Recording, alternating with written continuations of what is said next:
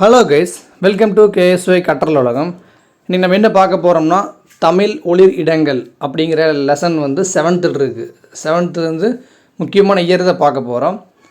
தஞ்சை சரஸ்வதி மகால் பார்த்திங்கன்னா 1122 கட்டியிருக்காங்க. அடுத்தது தமிழ் பல்கலைக்கழகம் தஞ்சாவூர், இது வந்து 1981 எம்ஜிஆர் பீரியடில் கட்டியிருப்பாங்க. சரிங்களா? இங்கே பார்த்தீங்கன்னா கிட்டத்தட்ட 1000 ஏக்கரால் கட்டியிருப்பாங்க.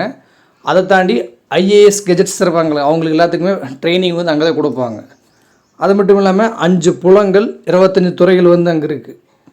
அடுத்தது 1942 ஊவேசா நூலகம் வந்து சென்னையில் கட்டியிருப்பாங்க.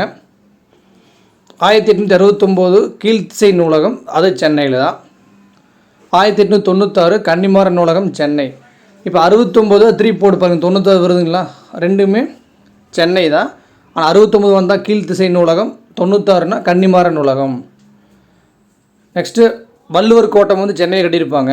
1973 கட்ட ஆரம்பித்து 1976 வந்து அதை கட்டி முடிச்சிருப்பாங்க. அடுத்தது திருவள்ளுவர் சிலை பார்த்திங்கன்னா கன்னியாகுமரியில் இருக்குது.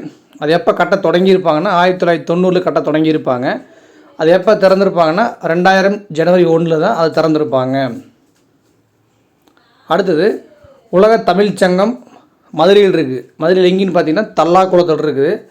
அது வந்து 1981 வந்து பிளான் பண்ணியிருப்பாங்க. இந்த மாதிரி வந்து உலக தமிழ் சங்கம் வந்து பிளான் பண்ணலாம் அப்படின்ட்டு.